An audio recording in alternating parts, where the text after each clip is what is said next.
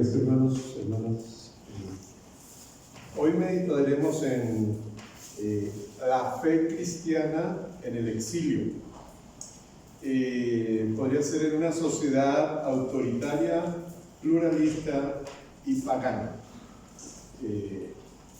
Vivimos la fe cristiana en una época cada vez más plural. Observamos el crecimiento de las grandes religiones en el mundo y la proliferación de las religiones autóctonas. Ahora bien, ¿qué entendemos por pluralismo? Es la doctrina de que cualquier pregunta importante de la vida admite una variedad de respuestas, aunque éstas sean contradictorias. O sea, alguien puede decir esto y el otro dice esto y ok, están bien las dos. Además, este tema se agudiza al vivir en una realidad como minoría y en sistemas opresores. En este contexto, las personas de fe inevitablemente se preguntan: ¿cómo vivir en un mundo plural y autoritario y al mismo tiempo ser fiel a nuestra identidad y convicciones? Gracias. ¿Café? ¿Cómo enfrentar a las instituciones de poder aún siendo una minoría?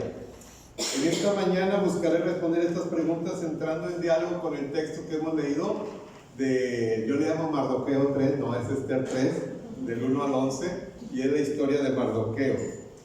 El libro de Esther en la tradición cristiana es parte de los libros de la sabiduría, de la literatura sapiencial. Normalmente los libros y las historias del exilio que conocemos nosotros tienen que ver con el libro de Daniel, con Esdras, con Nehemías. Pero ¿qué tienen estos tres libros? ¿Qué características tienen? Que todos viven en el exilio, pero anhelan regresar a Jerusalén. De hecho, cuando Daniel ora, él abre las ventanas con dirección a Jerusalén. Nehemías está planeando el regreso de la comunidad y la reconstrucción. O sea, hay toda una literatura en el Antiguo Testamento de cómo vive el pueblo en el exilio, pero con el ánimo de regresar. Pero ¿qué con aquellos que no regresan? ¿Pueden seguir siendo hombres de fe todavía? Pero no regresaron a Jerusalén. Ya no hay tierra, no hay templo, no hay una comunidad ahí en Jerusalén. Este es el contexto del libro de Esther. Este es el contexto de este pueblo. En el periodo persa hay una profunda transformación en el concepto de identidad de Israel. Al vivir en tierra extraña surge un fermento teológico para dar respuesta a la nueva realidad. La creación se convierte en el nuevo templo. El sábado en el día de adoración y la identidad se mueve de la tierra a la etnicidad. Somos judíos, adoramos el sábado y toda la creación es nuestro templo. Los judíos en el exilio viven en un mundo plural y peligroso que requiere lealtad, valor y sabiduría política. Mardoqueo y Esther muestran que es posible la vida judía en un mundo plural y propenso a la maldad. Me parece que la presencia cristiana en contextos autoritarios y plurales solo es posible a través de una identidad clara, una presencia comprometida y una resistencia activa, que son los tres elementos que quiero mencionar: la identidad, la presencia y la resistencia. Aquí tenemos identidad y hostigamiento al mismo tiempo. El rey Asuero honra a Amán por encima de todos los príncipes de su pueblo, y Amán es presentado como el hijo de Amedata Agegeo, o de la región de Agag. Como no somos muy del pueblo judío ni muy conocedores del antiguo, es difícil pescar las señales que el autor quiere comunicar. Pero la identidad de Amán es muy importante. En la historia de Israel sabemos que Agag era el rey de los amalecitas, a quien Saúl le perdonó la vida y le costó el reinado a Saúl.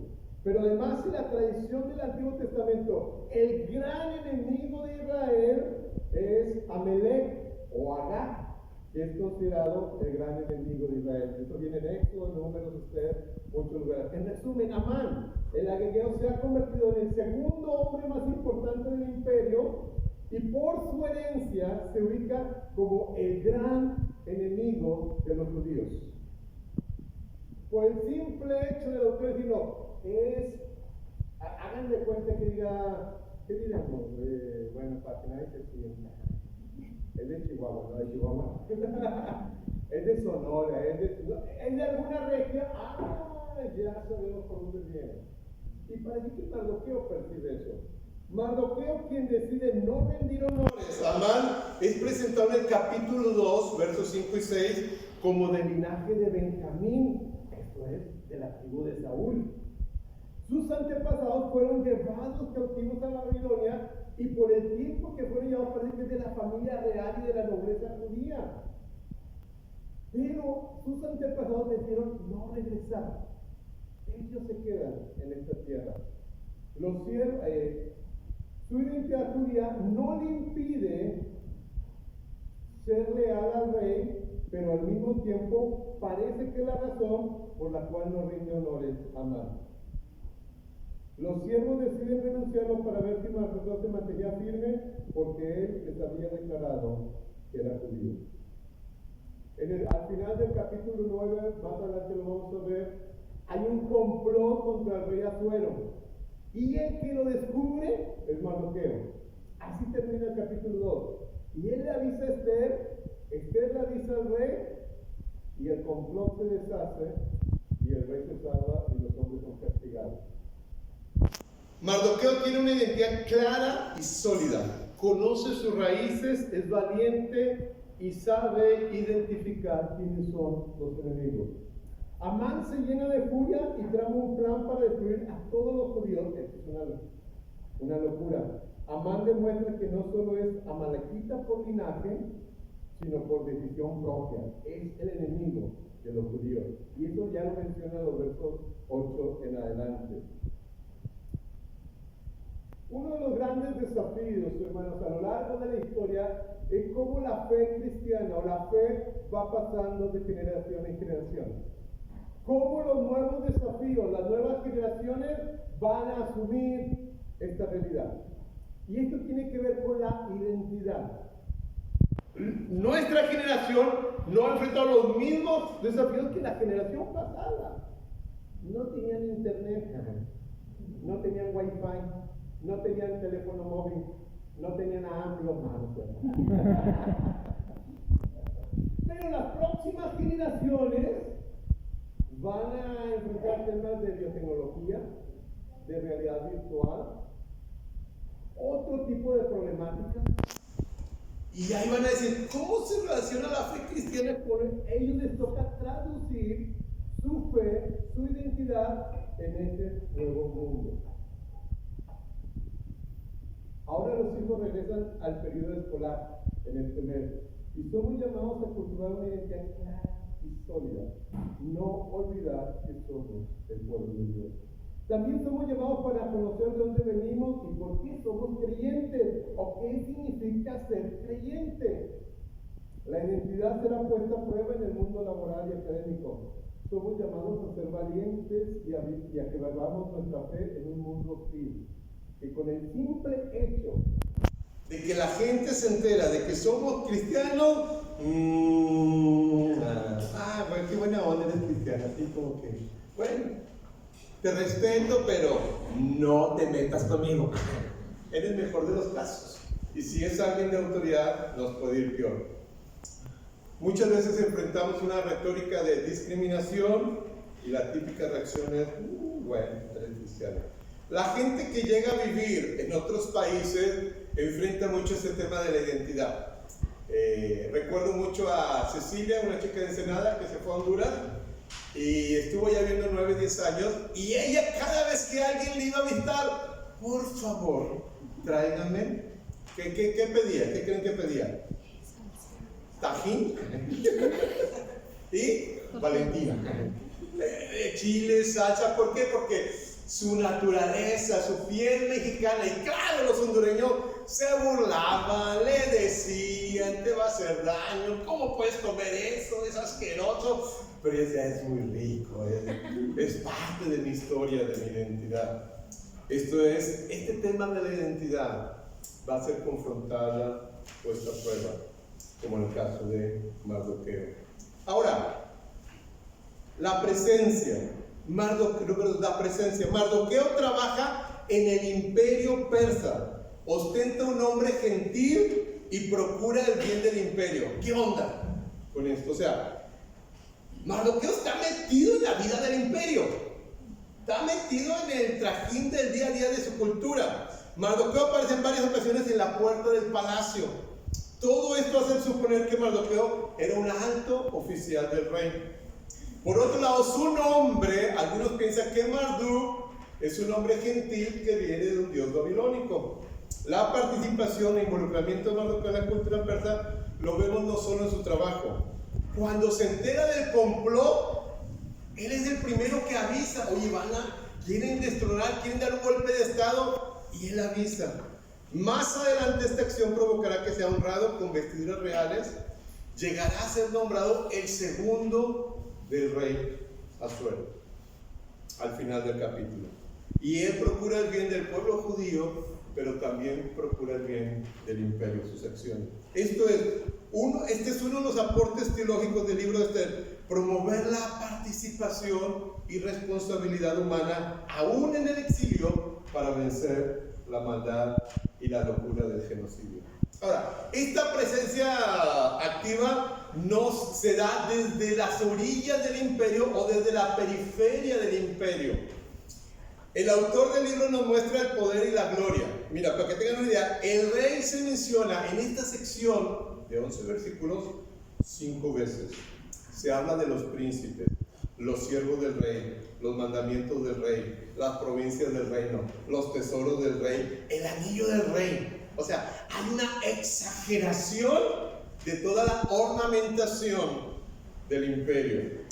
Para algunos, el exceso de la descripción del imperio es visto como una sátira. El 14% de todo el libro de Esther tiene que ver con qué grande es ese imperio. Mira las vestiduras, mira las comidas, mira el banquete. Es una ostentacidad cuando hay planes de genocidio. Sí, muy bonito el imperio, pero están planeando destruir y matar a todos los judíos. El rey no muestra compasión ante tal atrocidad y parece que el asunto es demasiado insignificante como para ocupar su tiempo. Por esta razón, el tema de la identidad judía no es un tema abierto. Se requiere sabiduría y astucia aún en medio de un imperio superior opresor. El pueblo de Dios a lo largo de la historia se ha posicionado en diferentes roles en la sociedad, procurando el bien de sus vecinos y comunidades. Normalmente ha habido 3 posiciones históricas de cómo los cristianos participan en el mundo. Una, y tal vez la más conservadora, es decir: el mundo es malo. ¿Y qué vamos a hacer? No participar en nada. Y entonces esto nos hace así como un posible gueto o quedarnos en una burbuja. O a lo largo de la historia hemos tenido esas expresiones. También hay otros que dicen: no, el mundo es bueno, es muy bueno, es requete bueno. Hay que entrarle a todo. Y ha habido cristianos, tenemos el final del siglo XIX-XX en Europa, que esta era la manera de pensar: hay que entrarle a todo. Y entonces los cristianos se asimilan en la cultura de nuestro mundo. La tercera opción, que es la que Jesús menciona en la oración: son, pero no son.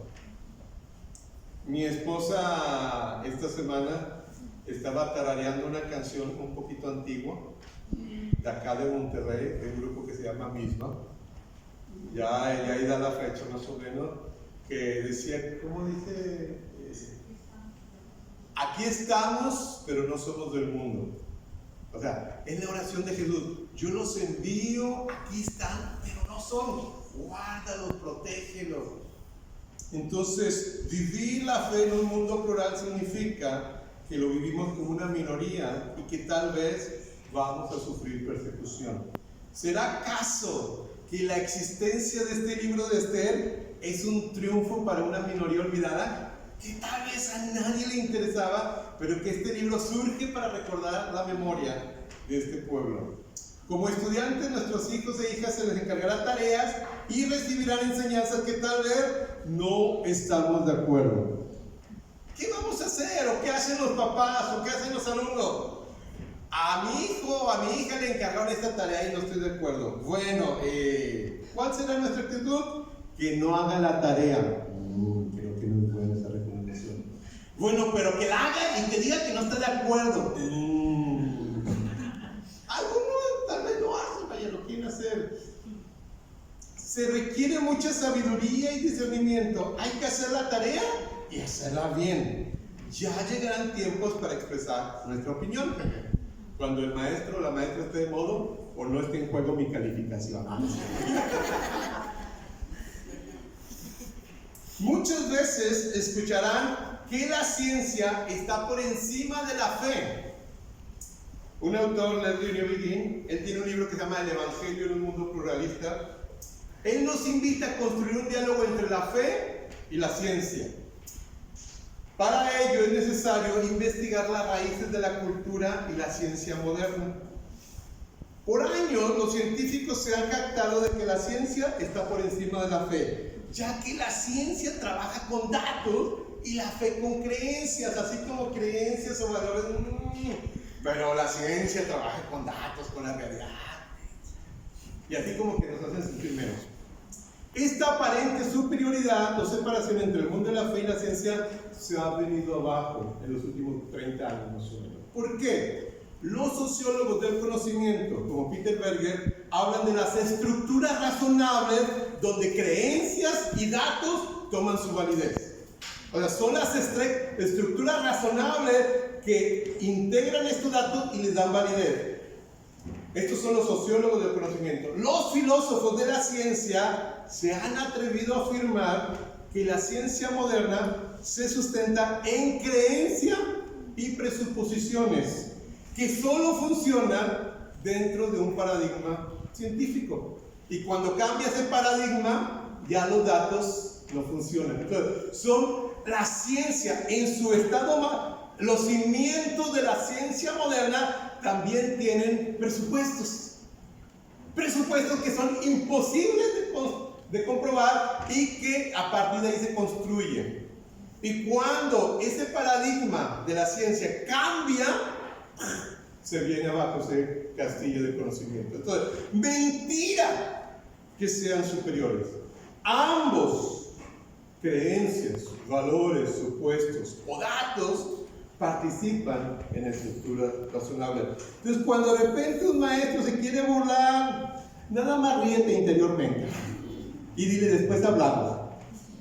O pregúntale a tu papá. Resistencia y esperanza. Mardoqueo enfrenta injusticias, enemigos poderosos y una estructura burocrática, pero al final se mantiene firme. En el flujo de la narrativa hay un contraste. Fíjense, finales del capítulo 2, el que denuncia el complot contra el rey, ¿quién es? Mardoqueo. ¿Y cómo empieza el 3:1? ¿Rindiéndole honores a Mardoqueo? No. Amán. Yo no sé si aquí es una invitación que, aunque los cristianos hacen lo correcto, los que se honran son a otros, en el trabajo o algo así, ¿no? Que siempre hay que esforzarnos un poco más. Mardoqueo decide no rendir honores a Amán, ni se arrodilla, ni se humilla. Y con esta simple acción interrumpe la fluidez de la narrativa, de la historia y del imperio.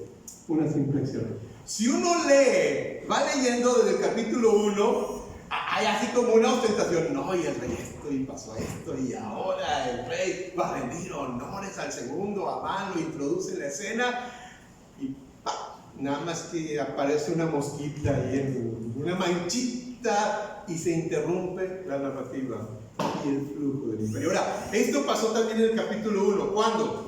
Cuando está presentado el reinado del rey, un banquete y otro banquete y otro banquete, y ya el rey entrado en copa y dice: háblele a mi esposa.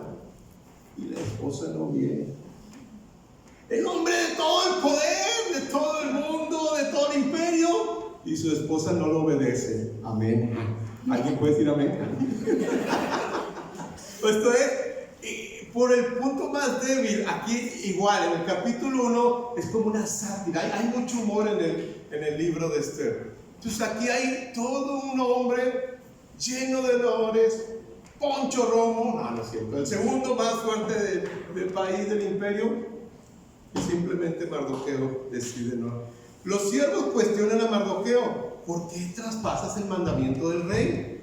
Ellos insisten y al final lo denuncian. Amán muestra su irracionalidad superlativa. La ofensa de un hombre es la razón para aniquilar un pueblo. Aquí hay un poco de locura, hay una exageración. Mardoqueo sabe que con esta acción puede perder el empleo y aún la misma vida. Más adelante Mardoqueo, aunque conoce la existencia del edicto, él se mantiene firme y no rinde honores a Amán. En la narrativa, mientras el plan malévolo es concebido, hay señales escondidas de esperanza. No se ven a simple vista, vaya.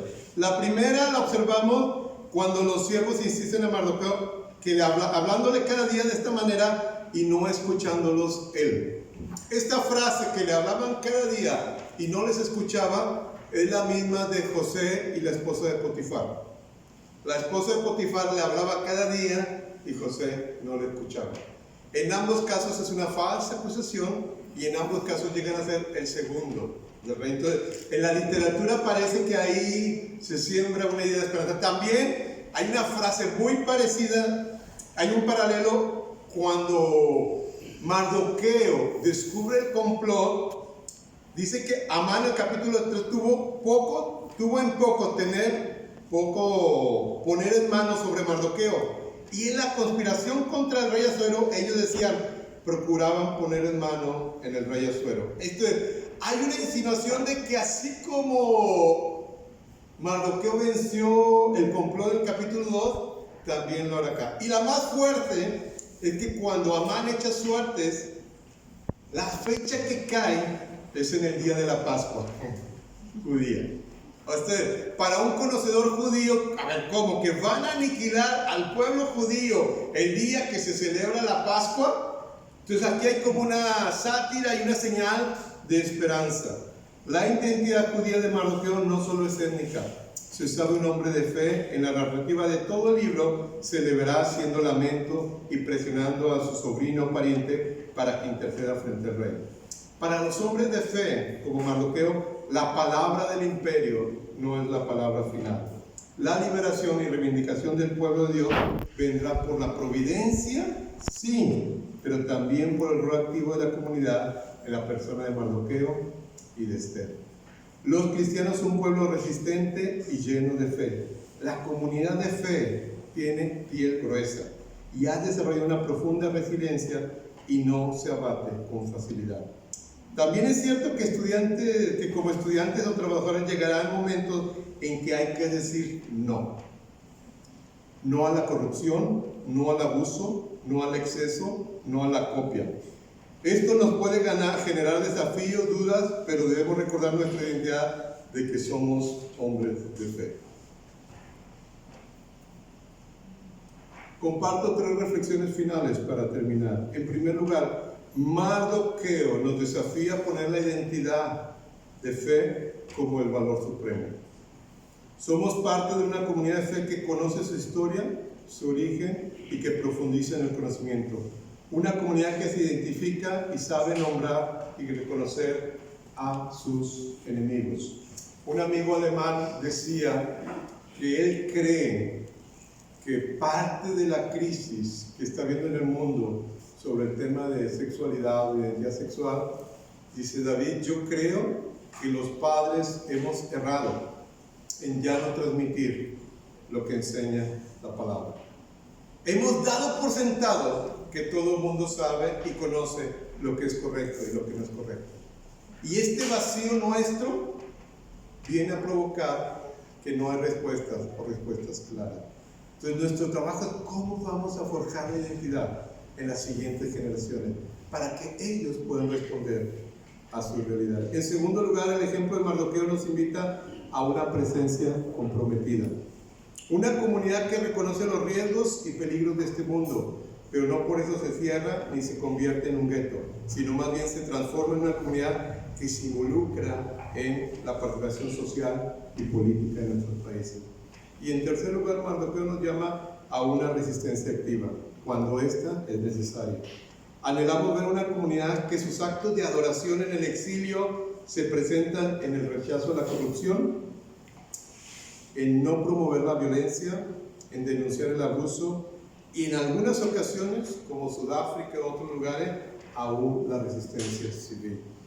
Para terminar, una comunidad que asume los riesgos y consecuencias de su obediencia y reconoce que los imperios no tienen la palabra final y además vive en fe y esperanza en el Dios de la historia.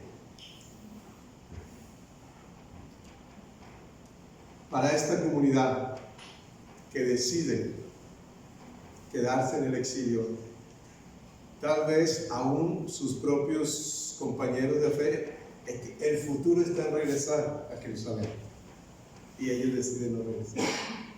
Y tal vez eran criticados por todos, y no hay, se encontraban algo así como en el Triángulo de las Bermudas, ¿no? Pero aún ahí el Señor tiene misericordia. Y ellos pueden encontrar camino, fe, esperanza para servir. Honrar al Señor y procurar bien. Que el Señor nos permita, ahora que regresan los estudiantes a la escuela y que van a enfrentar desafíos, tareas, uno, que recuerden que son creyentes, que son parte del pueblo de Dios.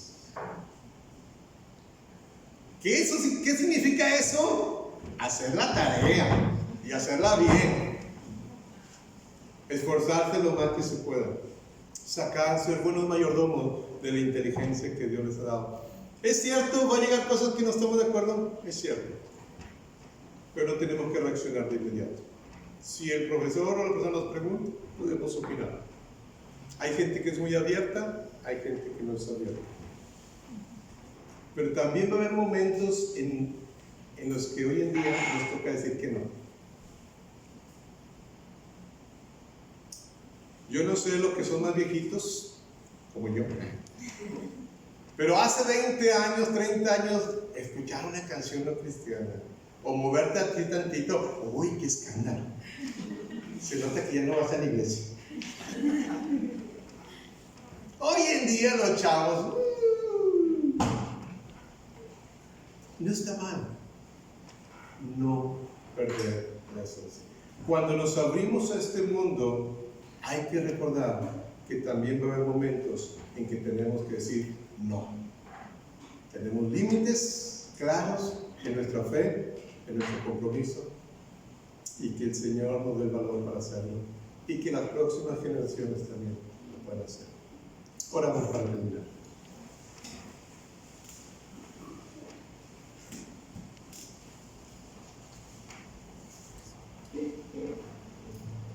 Padre, gracias por tu palabra. Gracias, Señor, por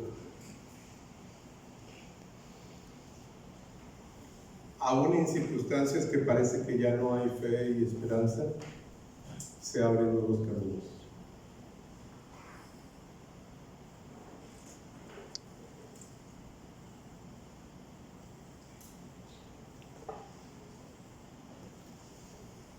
Vivimos en este siglo XXI, Señor, en México, Monterrey, con muchos desafíos. ¿Qué significa ser cristiano, Señor, en este contexto? Es una pregunta que tu Espíritu y tu palabra son los que nos ayudan a responder, Señor. Yo ruego, Señor, por los estudiantes que en estos días estarán regresando a las aulas, a los salones, en los diferentes niveles de educación, jardín, primaria y secundaria. Que tu mano de poder, Señor, sea con ellos. Que tu pueblo que está disperso en todas las escuelas, Señor, sea un claro testimonio de tu fe, de tu amor y de tu cuidado, hacia todo el mundo y hacia tu pueblo, Señor. Que puedan tener un buen desempeño, Señor, y disfrutar de esta etapa de la vida. que tal vez va a haber momentos en los cuales tienen que mostrar su testimonio, Señor, amando a otros, sirviendo a otros, compartiendo la mesa, pero no compartiendo otras cosas. Da sabiduría, da discernimiento, Señor. Y a los padres, Señor, ayúdenos para caminar en esta dimensión, en esta responsabilidad. No caer en un extremo ni en otro, de o cerrarnos o que no nos importa, sino que tu palabra y tu espíritu sean nuestro guía. En el nombre de Jesús. Amén.